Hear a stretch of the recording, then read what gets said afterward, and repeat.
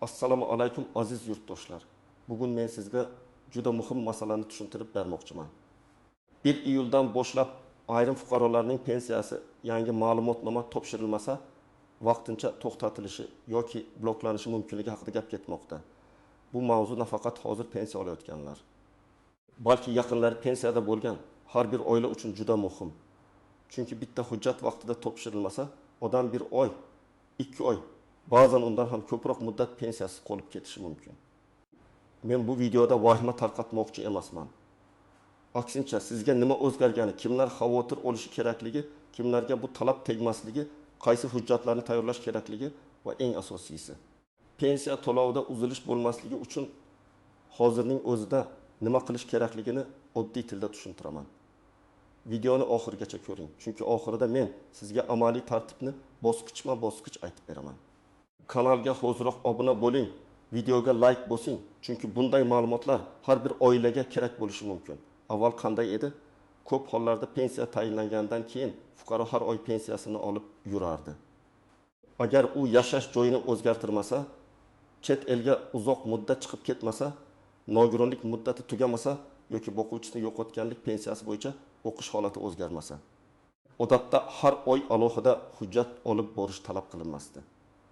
Pensiya jamg'armasi yoki tegishli organlar mavjud bazalar orqali ma'lumotlarni tekshirardi. Lekin amaliyotda ayrim holatlarda ma'lumotlar eskirib qolardi. Masalan, odam bir tumanda ro'yxatda turib, boshqa viloyatda yashab yurishi mumkin. Yoki boquvchisini yo'qotganlik pensiyasini olayotgan talaba o'qishni tugatgan bo'lishi mumkin. Lekin bu haqdagi ma'lumot tizimga vaqtida tushmasligi mumkin. Yoki nogironlik guruhi muddati tugagan, lekin qayta ko'rikdan o'tish kechikkan bo'lishi mumkin. Ana shunday holatlarda davlat ortiqcha to'lovlar, noto'g'ri hisob-kitoblar yoki asosiy pensiya to'lash xavfini kamaytirish uchun ma'lumotlarni yangilashni talab qiladi. Endi nima o'zgaryapti? Asosiy o'zgarish shundan iboratki, ayrim toifadagi pensiya oluvchilardan yangilangan ma'lumotnoma yoki tasdiqlovchi hujjat talab qilinishi mumkin. Bu hamma pensiyalar iyul kuni yugurib borib hujjat topshirishi kerak degani emas. Lekin sizning pensiyangiz ma'lum bir shartga bog'liq bo'lsa, masalan, o'qish davom etayotgani, nogironlik muddati, yashash joyi, tiriklik holati, vasiylik yoki qaramog'idagi shaxslar haqidagi ma'lumotlar bilan bog'liq bo'lsa, siz albatta ehtiyot chorasi ko'rishingiz kerak. Men oddiy qilib aytaman. Agar pensiya faqat yoshga doir pensiya bo'lsa va barcha ma'lumotlaringiz elektron bazalarda to'g'ri ko'rinib turgan bo'lsa, odatda xavotir kamroq. Lekin pensiya biror tasdiq talab qiladigan holatga bog'langan bo'lsa, yangi ma'lumotnoma masalasi sizga bevosita taalluqli bo'lishi mumkin. Birinchi navbatda boquvchisini yo'qotganlik pensiyasini olayotganlar e'tiborli bo'lishi kerak. Ayniqsa 12 yoshdan oshgan, lekin kunduzgi ta'limda o'qiyotgani uchun pensiya olayotgan talabalar. Bu yerda eng ko'p uchraydigan muammo shuki, talaba o'qishni davom ettiryapti. Lekin o'qish joyidan yangilangan ma'lumotnoma taqdim etilmagan, tizimda eski ma'lumot turib qoladi yoki yangi o'quv yili bo'yicha tasdiq bo'lmaydi. Natijada pensiya to'lovi vaqtincha to'xtatilishi mumkin. Masalan, 20 yoshli yigit otasidan boquvchisini yo'qotganlik pensiyasi oladi. U universitetning 2 kursida o'qiydi. Har oy 800 ming so'm pensiya tushadi. Agar undan o'qishni davom ettirayotgani haqida yangi ma'lumotnoma talab qilinsa va u buni vaqtida topshirmasa, iyul oyidan boshlab to'lov to'xtab qolishi mumkin. Keyin u ma'lumotnomani olib borsa, ko'pincha to'lov qayta tiklanadi. Lekin bu jarayon bir necha kun yoki bir necha hafta vaqt olishi mumkin. Oila esa shu pulga ijara, yo'l haqi, dori-darmon yoki oziq-ovqat xarajatlarini rejalashtirgan bo'ladi. Ikkinchi toifa, nogironlik pensiyasi yoki nogironlik nafaqasi olayotgan fuqarolar. Bu yerda asosiy masala nogironlik muddati bilan bog'liq. Ayrim nogironlik guruhlari muddatsiz belgilanadi, ayrimlari esa ma'lum muddatga belgilanadi. Agar muddati tugagan bo'lsa, tibbiy ijtimoiy ekspertiza ko'rigidan o'tish kerak bo'ladi. Ko'rikdan o'tish kechiksa yoki xulosa tizimga tushmasa, pensiya vaqtincha to'xtab qolishi mumkin. Masalan, 2 guruh nogironligi bo'lgan ayolga nogironlik 1 yilga belgilangan. U har oy 1 million 200 ming so'm atrofida to'lov oladi. Agar uning nogironlik muddati o'tgan iyunda tugasa va u iyul boshida qayta ko'rikdan o'tmagan bo'lsa, tizim avtomatik ravishda to'lovni to'xtatishi ehtimoli bor. Bu holatda ayol kasalxonaga borishi yo'llanma olishi, ekspertizadan o'tishi, xulosa rasmiylashtirilishini kutish kerak bo'ladi. Mana shu kechikish oilaning moliyaviy holatiga jiddiy ta'sir qiladi. Uchinchi toifa chet elda yashayotgan yoki uzoq muddat chet elga chiqib ketgan pensionerlar. Ayrim hollarda pensiya olish uchun fuqaroning hayot ekanligi. Yashash manzili O'zbekistondagi ro'yxati yoki bank hisobining amal qilishi tasdiqlanishi kerak bo'ladi. Bu juda nozik masala. Chunki odam Rossiyada, Turkiyada, Qozog'istonda yoki boshqa davlatda farzandlari yonida bo'lishi mumkin. Pensiyasi esa O'zbekistondagi kartaga tushib turadi. Agar tegishli organlar uning ma'lumotlarini yangilashni so'rasa, u vaqtida javob bermasa to'lovda muammo chiqishi mumkin. 4-toifa vasiylar. Homiylar yoki boshqa shaxs nomidan pensiya olayotganlar. Masalan, keksa ota-onasining pensiyasini farzandi ishonchnoma asosida oladi. Yoki muomalaga layoqatsiz shaxsning pensiyasini vasiy oladi. Bu holatda ishonchnoma muddati, vasiylik qarori, shaxsning tiriklik holati va bank ma'lumotlari juda muhim.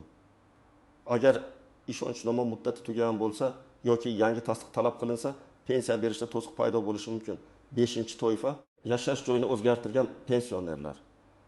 Bir tumandan boshqa tumanga, bir viloyatdan boshqa viloyatga ko'chgan fuqarolar o'z pensiya ishini yangi yashash joyi bo'yicha ko'chirishni unutib qo'yishadi. Amalda ular kartadan pulni olib yuraveradi, lekin hujjatlarda eski manzil turadi. Keyin tekshiruv paytida ma'lumotlar mos kelmay qoladi. Ayniqsa, subsidiya, nafaqa, kompensatsiya, ijtimoiy yordam kabi qo'shimcha to'lovlar ham bo'lsa, bu masala yanada muhimlashadi. Endi ikkinchi tomonni ham aniq aytish kerak. Hamma pensionerlar vahimaga tushmasin. Agar siz yoshga doir pensiya olayotgan bo'lsangiz, shaxsingiz, yashash joyingiz, bank kartangiz va fuqarolik holatingiz bo'yicha ma'lumotlar to'g'ri bo'lsa, sizdan alohida ma'lumotnoma talab qilinmasligi mumkin. Lekin bu umuman tekshirmaslik kerak degani emas. Men doim aytaman. Pensiya masalasida eng to'g'ri yo'l oldindan tekshirish. Chunki xatolik aniqlangandan keyin uni to'g'rilash oldin olishdan ko'ra ko'proq vaqt oladi. Masalan, 38 yoshli ota har oy yoshga doir pensiya oladi. U bir joyda yashaydi, pasporti yangi, bank kartasi amal qiladi. Hech qanday qo'shimcha shart yo'q. Bunday holatda odatda katta xavf bo'lmaydi. Lekin agar uning bank kartasi muddat tugayotgan bo'lsa, pasport ma'lumotlari yangilangan bo'lsa yoki yashash manzili o'zgargan bo'lsa, u baribir pensiya jamg'armasi bo'limiga yoki tegishli xizmatga murojaat qilib ma'lumotlarni tekshirtirib qo'yishi foydali. Yana bir misol. 72 yoshli ona pensiyasini uyiga yetkazib berish orqali oladi. U qishloqda yashaydi, telefon ishlatmaydi, elektron xizmatlardan foydalanmaydi. Agar uning hujjatlarida eski pasport raqami, eski manzil yoki noto'g'ri familiya yozuvi qolgan bo'lsa, kelajakda to'lovda tushunmovchilik bo'lishi mumkin. Shuning uchun farzandlari yoki yaqinlari bir marta vaqt ajratib onaning hujjatlarini tekshirtirsa, bu juda to'g'ri ish bo'ladi. Bu mavzuda eng katta xato shuki, odamlar qo'shnimga tegmabdi, demak menga ham tegmaydi deb o'ylashadi. Pensiya masalasi har bir odamning shaxsiy ishiga bog'liq. Bir oilada 2 pensioner bo'lishi mumkin. Biriga hujjat talab qilinadi, ikkinchisiga talab qilinmaydi. Chunki ularning pensiya turi, tayinlanish asosi, hujjatlari, bank ma'lumotlari va shaxsiy holati turlicha bo'ladi. Yana bir nozik jihat, pensiya bloklanishi degani pul butunlay yo'qoladi degani emas. Ko'p holatda to'lov vaqtincha to'xtatiladi. Sababi bartaraf etilgach, hujjatlar topshirilgach, to'lov qayta tiklanadi. Ba'zi hollarda o'tgan davr uchun ham hisob-kitob qilinadi. Lekin bu jarayon hamma holatda avtomatik va tez bo'ladi deb o'ylamaslik kerak. Hujjatni kim qabul qildi, qachon kiritdi, qaysi bazaga tushdi, qanday asos bilan to'xtatilgan, bularning hammasi vaqt talab qiladi. Yana bir xato, odamlar faqat ma'lumotnoma yetarli deb o'ylaydi. Aslida ba'zan ma'lumotnomaga qo'shimcha ravishda pasport yoki ID karta nusxasi, bank kartasi rekvizitlari, ishonchnoma, tibbiy xulosa, o'qish joyidan tasdiq, yashash joyi bo'yicha ma'lumot, ariza yoki boshqa hujjatlar ham kerak bo'lishi mumkin. Shuning uchun bitta qog'ozni olib borib, hammasi hal bo'ladi deb ishonib qolmang. Oldindan telefon qilib yoki borib, aynan sizning holatingiz bo'yicha ro'yxatni so'rang. Ayniqsa, talabalar masalasida juda ehtiyot bo'lish kerak. O'qish joyidan berilgan ma'lumotnomada talabaning familiyasi, ismi, otasining ismi, tug'ilgan sanasi, kursi, ta'lim shakli, o'qish muddati, buyruq raqami va sanad to'g'ri yozilgan bo'lishi kerak. kunduzgi ta'limda o'qiyotgani alohida ko'rsatilgani ma'qul. Chunki ayrim hollarda sirtqi yoki kechki ta'lim pensiya olish shartlariga mos kelmasligi mumkin. Agar ma'lumotnomada xato bo'lsa, pensiya jamg'armasi uni qabul qilmasligi yoki qo'shimcha tasdiq so'rashi mumkin. Nogironlik bo'yicha ham shunday. Tibbiy xulosaning muddati, guruhi, qayta ko'rik sanasi, hujjat raqami va tizimga kiritilgan holati muhim. Fuqaro qo'lida qog'oz bor, lekin elektron tizimda ko'rinmayotgan bo'lsa, to'lov kechikishi mumkin. Shuning uchun tibbiy ijtimoiy ekspertizadan o'tgach, ma'lumot pensiya jamg'armasiga tushgan-tushmaganini ham tekshirish kerak. Chet eldagi fuqarolar uchun yana bir muhim nuqta bor. Agar siz O'zbekistonda pensiya olib o'zingiz chet elda bo'lsangiz, ishonchnoma orqali pensiya oldirish yoki bank kartidan foydalanish tartibi qonuniy va to'g'ri rasmiylashtirilgan bo'lishi kerak. Ishonchnoma muddati tugagan bo'lsa, yaqinlaringiz kartadan pul yechib yurish keyinchalik muammo tug'dirishi mumkin. Eng to'g'risi konsullik orqali yoki vakolatli notarius orqali hujjatlarni yangilash va pensiya jamg'armasiga xabar berish. Endi eng muhim qismga o'tamiz. Siz hozir nima qilishingiz kerak? Men buni oddiy bosqichlarga bo'lib tushuntiraman. Birinchi qadam, pensiya turini aniqlang. Siz yoshga doir pensiya olyapsizmi? Nogironlik pensiyasimi? Boquvchisini yo'qotganlik pensiyasimi yoki boshqa turdagi ijtimoiy to'lovmi? Agar pensiya shartli holatga bog'liq bo'lsa, masalan, o'qish, nogironlik muddati, vasiylik, qaramog'idagi shaxs yoki chet elda yashash bilan bog'liq bo'lsa, hujjatlarni tekshirishni kechiktirmang. Ikkinchi qadam. Hujjatlarning amal qilish muddatini tekshiring. ID karta yoki pasport muddati, bank kartasi muddati, ishonchnoma muddati, nogironlik xulosasi muddati, talabalik ma'lumotnomasi sanasi. Vasiylik hujjatlari va yashash manzili bo'yicha ma'lumotlarni ko'rib chiqing. Agar biror hujjat eskirgan bo'lsa, uni yangilashni 1 iyulgacha yoki imkon qadar tezroq boshlang. Uchinchi qadam. Pensiya jamg'armasining tuman yoki shahar bo'limiga murojaat qiling. Siz shunday deb so'rashingiz mumkin. Mening pensiya ishim bo'yicha 2-iyuldan keyin to'lov to'xtab qolmasligi uchun qo'shimcha ma'lumotnoma yoki hujjat talab qilinadimi? Mana shu savolni aniq bering.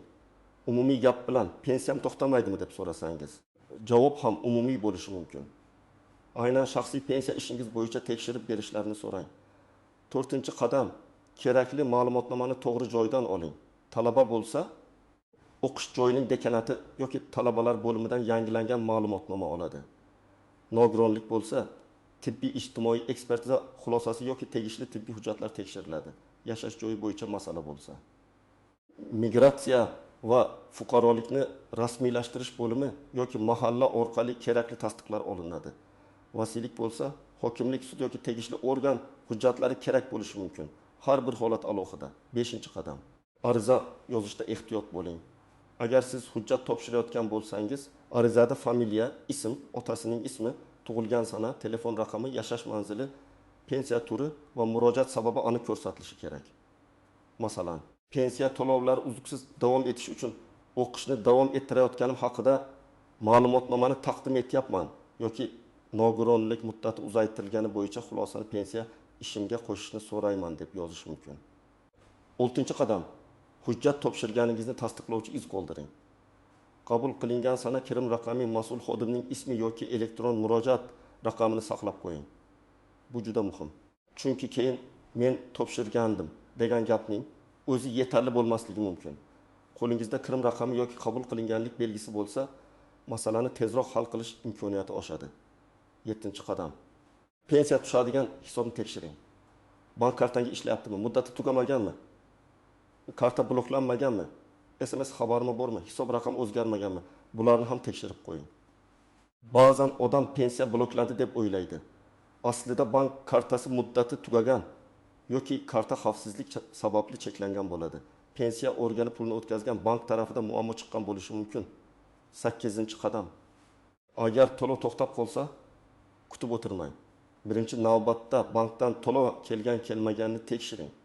Keyin pensiya jamg'armasiga boring yoki telefon orqali murojaat qiling. To'xtatilish sababi yozma yoki aniq shaklda aytilishini so'rang. Sabab ma'lumotnoma yetishmasligi bo'lsa, darhol kerakli hujjatni olib boring. Agar xatolik tizimda bo'lsa, uni tuzatish bo'yicha ariza qoldiring. Keling, bir nechta hayotiy vaziyatni ko'rib chiqamiz.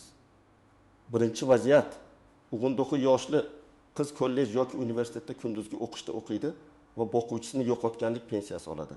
O'tgan yili ma'lumotnoma topshirgan, lekin bu yil yangisini bermagan. Iyuldan keyin tizimda uning o'qiyotgani tasdiqlanmasa, to'lov to'xtashi mumkin. Buning oldini olish uchun u o'qish joyidan yangi ma'lumotnoma olib, pensiya jamg'armasiga topshirishi kerak. Agar u 700 ming so'm pensiya olsa, 2 oy kechiksa, oila 1 million 400 ming so'm mablag'ni vaqtida ola olmaydi. Bu oddiy raqam emas, ko'p oilalar uchun bir oylik oziq-ovqat xarajati. Ikkinchi vaziyat. Ayni 3 yoshli erkak nogironlik pensiyasi oladi. Uning nogironlik guruhi muddati tugashiga 10 kun qolgan. U hali vaqt bor deb yuradi. Lekin tibbiy ko'rik uchun navbat, hujjat yig'ish, shifokor xulosasi, ekspertiza sanasi bor. Agar u kechiksa, iyul oyida pensiyasi tushmay qolishi mumkin. To'g'ri yo'l, muddat tugashdan kamida 1 oy oldin poliklinikaga murojaat qilish, yo'llanma va tibbiy hujjatlarni tayyorlash. 3-vaziyat. 75 yoshli ona pensiyasini o'g'li ishonchnoma bilan olib yuradi. Ishonchnoma muddati iyun oxirida tugaydi. O'g'li buni unutadi. Iyulda bank yoki pensiya organi pul berishni rad qilishi mumkin. Bu yerda muammo pensiya bekor bo'lgan emas, vakolat hujjati tugagani. Buni oldindan yangilab qo'yish kerak. 4-vaziyat. Pensioner boshqa viloyatga ko'chib ketgan, lekin pensiya ishi eski tumanda qolgan. U kartadan pul olib yuradi. Muammo yo'qdek ko'rinadi. Lekin tekshiruvda yashash manzili mos kelmasa, qo'shimcha hujjat talab qilinishi mumkin. Ayniqsa uyga yetkazib berish, ijtimoiy xizmat, kompensatsiya yoki qo'shimcha nafaqalar bo'lsa, manzil muhim ahamiyatga ega. Bu mavzuda firibgarlar ham paydo bo'lishi mumkin. Kimdir telefon qilib pensiyangiz bloklanmasligi uchun karta raqamingizni SMS kodini ayting desa, hech qachon bunday ma'lumot bermang. Pensiya jamg'armasi xodimi sizdan bank kartangizning to'liq raqami, PIN kodi yoki SMS kodini so'ramaydi. Agar shunday qo'ng'iroq bo'lsa, bu firibgarlik bo'lishi mumkin. Yana kimdir ma'lumotnomani men tezlashtirib beraman, pul bering deb aytishi mumkin. Hujjatlarni rasmiy tartibda oling. O'qish joyi, tibbiy ekspertiza, pensiya jamg'armasi, bank va davlat xizmatlari markazi orqali ish qiling. Pul evaziga noqonuniy hujjat olish keyinchalik juda katta muammo tug'diradi. Agar noto'g'ri ma'lumot asosida pensiya to'lansa, keyin ortiqcha to'langan pulni qaytarish talabi ham qo'yilishi mumkin. Shuningdek, internetdagi har bir xabarga darhol ishonmang. Hamma pensionerlarning pensiyasi bloklanadi degan gaplar ko'pincha vahima uchun aytiladi. To'g'ri yondashuv shunday. Xabarni eshitdingizmi? O'zingizning holatingizni tekshiring. Rasmiy manbadan aniqlang. Hujjatlaringiz joyidami? Shuni ko'ring. Vahima emas, tartibli harakat kerak. Agar sizning ota-onangiz, buvingiz, bobongiz yoki nogironligi bo'lgan qarindoshingiz pensiya olsa, ularga shunchaki borib kel demang. Ko'p yoshi katta insonlar hujjat masalasida qiynaladi. Navbatda turish, ariza yozish, xodimdan to'g'ri savol so'rash oson emas. Siz ularga yordam bering. Hujjatlarini bir papkaga soling. ID karta nusxasi, pensiya daftarchasi yoki pensiya hujjati, bank kartasi rekviziti, telefon raqami, yashash manzili, kerak bo'lsa tibbiy xulosa yoki o'qish ma'lumotnomasi. Agar ular o'zlari bora olmasa, ishonchnoma yoki qonuniy vakillik masalasini hal qiling. Lekin hammasini qonuniy qiling. Karta menda turibdi, o'zim yechib olaman degan yondashuv xavfli bo'lishi mumkin, ayniqsa hujjatlar tekshirilganda yoki karta bloklanganda. Xulosa qilib aytaman. 1 iyuldan keyin ayrim pensiya oluvchilarda yangi ma'lumotnoma yoki tasdiqlovchi hujjat bo'lmasa, pensiya to'lov vaqtincha to'xtatilishi mumkin. Bu hamma pensiyaga tegadi degani emas. Lekin boquvchisini yo'qotganlik pensiyasi oladigan talabalar, nogironlik muddati tugayotgan fuqarolar, chet elda yashayotgan pensionerlar, vasiy yoki ishonchnoma orqali pensiya olayotganlar, yashash joyini o'zgartirganlar albatta ehtiyot bo'lishi kerak. Mening tavsiyam oddiy. Kutmang, oldindan tekshiring. Pensiya turini aniqlang, hujjatlarning muddatini ko'ring. Pensiya jamg'armasidan aynan sizning ishingiz bo'yicha ma'lumot oling. Kerakli ma'lumotnomani rasmiy joydan olib topshiring va topshirganingizni tasdiqlovchi raqamni saqlab qo'ying. Shunda pensiya to'lovida uzilish bo'lishi ehtimoli ancha kamayadi. Sizning oilangizda pensiya oladigan inson bormi? Sizdan ham yangi ma'lumotnoma so'rashdimi yoki hali hech qanday xabar kelmadimi? Fikringizni izohlarda yozib qoldiring. Boshqalarga ham foydasi tegadi. Videoga like bosing, kanalga obuna bo'ling va bu videoni ota-onangiz, qarindoshlaringiz, qo'shnilaringizga yuboring. Chunki bitta vaqtida topshirilgan hujjat bir oilani pensiyasiz qolishdan saqlab qolishi mumkin.